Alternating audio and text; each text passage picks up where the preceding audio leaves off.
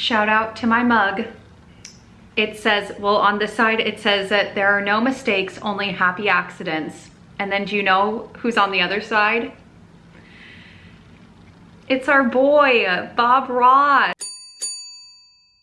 Hi everyone, it's Caroline or Miss B Overseas. Thank you so much for joining me. I'm gonna tell you about the books that I read in the month of January. Looking back, January was a really good reading month. Like on paper, if you look at the stats, I rated all of the books, not to spoil the rest of this video, but I rated all of the books well, and I'm including 5 books in this wrap up, and 5 is around my average of what I read normally in any given month. Just in the midst of it, I felt really frustrated a lot of the times, and I think most of that has to do with the fact that for the first 3 weeks of January, I did not finish a single book. While at the time I blamed it on a reading slump, looking back, it was really just a life slump. Like, I can't always blame my problems on the book that I'm reading. I think I'm gonna go ahead and present these to you just in the order that I read them in the month. So that would mean that I'm going to start out with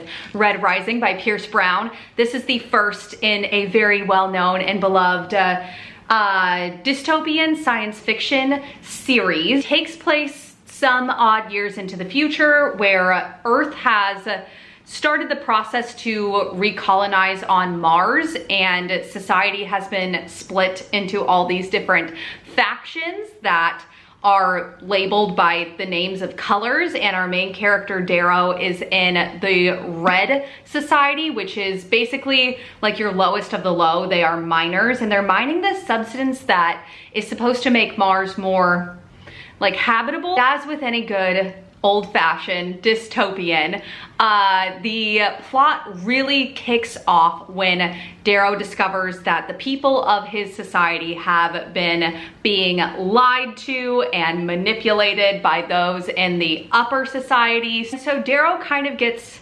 chosen, but also kind of seeks out this vengeance plot. He finds himself infiltrating the upper societies. I don't want to say too much, because I honestly never know how to summarize science fiction. I don't know what's a spoiler and what's not. But in this infiltration, he finds himself in this sort of academy setting where he is thrust into this game type competition. This book made me realize my love of war games in my fiction. So if you have any recommendations for those, please let me know, because I want to read them all. This gets pitched a lot as the Hunger Games in space, and that is like an apt comparison. But for me, the Hunger Games, the actual games of the Hunger Games, were so much more kind of an individualistic, desperate survival type competition, whereas the game in here is truly a game, and it's group competition. So I feel like the espionage and the alliances that get broken and made just hit different. The way that Pierce Brown was able to write the perfect amount of arrogance into these characters, Darrow in particular, Pierce Brown really nailed it. He teetered Darrow on this like knife's edge of arrogance, where it was right at the point where I was either going to despise Darrow or I was going to be trash for Darrow, and it's definitely the latter. As with most science fiction fantasy that I read, there were parts that I was confused, but I think that's definitely my brain and not the book. And although it did take me 3 weeks to complete this, I'm giving it like just the most solid 4-star rating that you ever did see. The next book that I read was an audiobook, and I was actually able to start and finish it within just a few hours, and it is a debut novel in verse called Chlorine Sky by Mahogany Brown. This follows our main character Sky, and I can't get the phrase slice of life out of my head, and for some reason that phrase just kind of grates me. It's the only way I can kind of think to describe the plot of this book. It's really just a slice of this young girl's life. It really focuses on the relationship, friendship, between her and her best friend, and kind of how at the beginning they have fallen out of this friendship, and how Sky kind of has to navigate things on her own, and then ultimately how they come back and fall into friendship again at the end. Talks about what it means to be young and Black and a teenager, and what comes along with that. There's colorism discussed in here, there's texturism discussed in here, kind of the microaggressions that young Black teens experience on a day-to-day basis. I think it's very apparent that Brown writes from experience. I just always find it so impressive with novels in verse in particular, when authors can do so much with so little words on the page. This style of verse is not like an Acevedo style of verse that's very kind of lyrical and sweeping. I found Brown's style of verse to be much more kind of grounded and gritty, but it's definitely true to her own voice and matches the tone of the book, especially the audiobook. I love when authors of novels in verse in particular narrate their own novel in verse, because I think they know better than anyone how it is supposed to be spoken in regards to where they place the words on the page. This was one that I actually wasn't planning to read in the month of January, but I'm super grateful that I did. I definitely plan on getting my hands on the physical copy if I can help it. And this I'm going to give, I think I gave it 4 out of 5 stars. 4 out of 5. Moving on to the next two. I don't know why I set it up like that, because they have nothing to do with one another. I think it's because I read them both within the span of like one weekend. After I finished Red Rising, it's like the floodgates opened and I was able to actually finally read again. So I'm gonna go ahead and start with Nyxia Uprising by Scott Rankton. This is the third and final in the Nyxia Triad trilogy. Triad trilogy.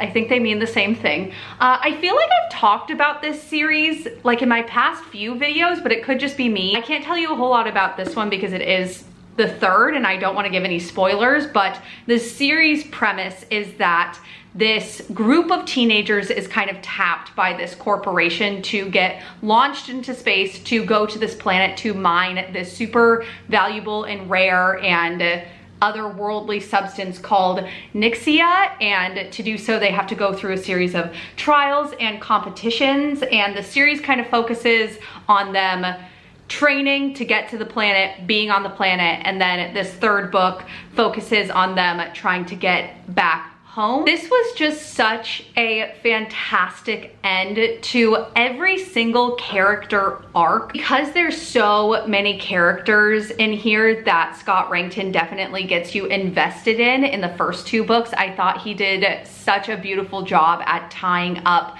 each individual character arc and giving each character individuality that he set up in the first two. These characters continue to be desperate and stupid and just make dumb decisions to prove how much they care about one another and love one another and just want each other to survive and make it. I was thinking back, and usually with trilogies especially, it's so easy for me to pick a favorite out of trilogies, but with this one, I truly have loved each one equally, but for different and unique reasons. And I gave the first two 4 stars, and this one is also 4 stars. Like I said, loved all of them equally, but just for just such separate and different reasons. And although I am sad to let these characters go, I am really glad that I finished a trilogy. I'm so love that for me. How exciting. So after I tore through that, I read that one so quickly.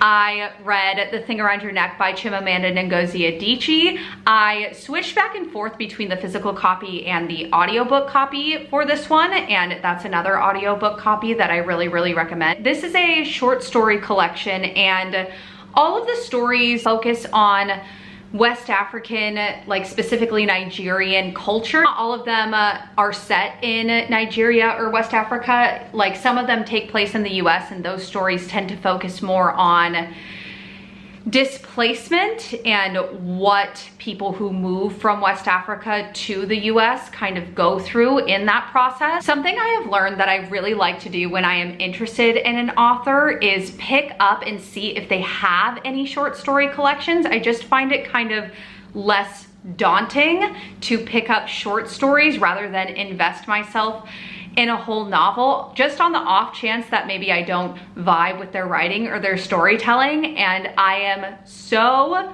freaking happy to report that I am going to pick up anything that Chimamanda Ngozi Adichie writes after reading this.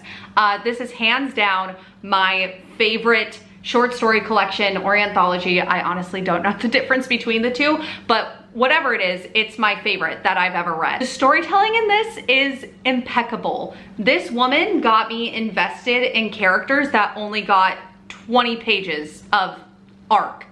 How does that happen? I do not know. I wanted every single one of these short stories to be a full-length novel. And I also think that Adichie really writes just such a broad scope of themes in here. Like, you have grief and you have loss, but you also have betrayal, and there's also joy. There's a whole like gamut of emotions in this one. As always with short story collections, I don't know how to rate them, because if I do that thing where I rate each story individually, which I didn't rate every single story 5 stars, none of them were below a 4. Every single story was either a 4 or a 5. So if I average all of them, it's not a true 5 stars, but I'm giving this, like, as a whole, all of the stories combined and what they mean together, this is an easy 5 stars.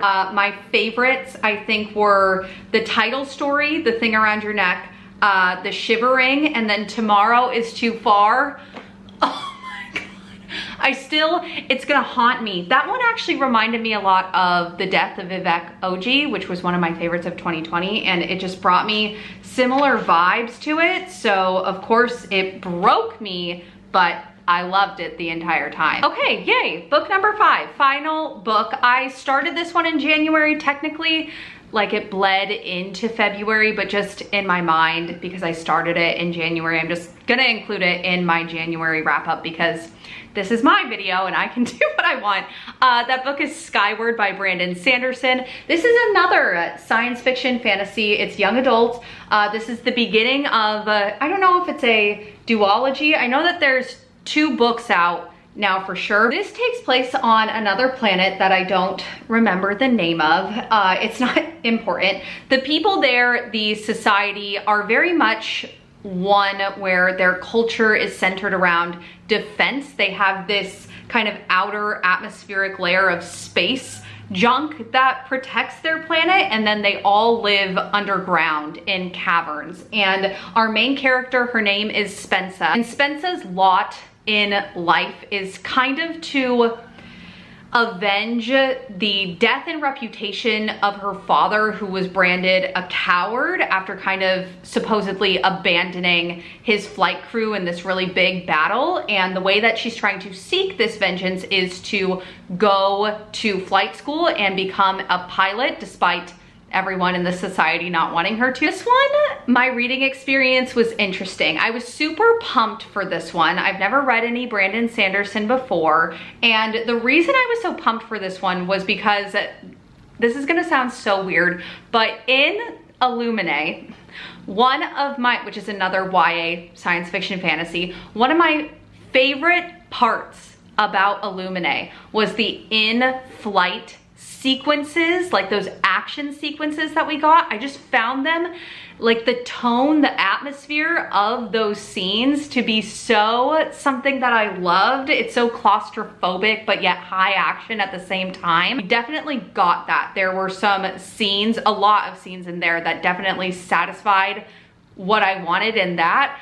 But for the first 200 pages or so, anytime that Spensa talked, like there was dialogue, I just found it to be insufferable. I wanted to DNF the book over it. I found it so annoying and cringy. But what kept me reading was her internal thoughts. And as the book goes on, Brandon Sanderson definitely writes Spence's growth so well, because in the final 300 pages, her internal dialogue from the beginning became what she was actually saying. So I found myself so much more invested, and I think that's just good writing. You can go ahead and add this one to the list that proves to myself, yes, Caroline, you do in fact enjoy high, hard sci-fi fantasy. Don't think that I've rated this on Goodreads yet. I think that I marked it as finished and then I chose not to give it a rating.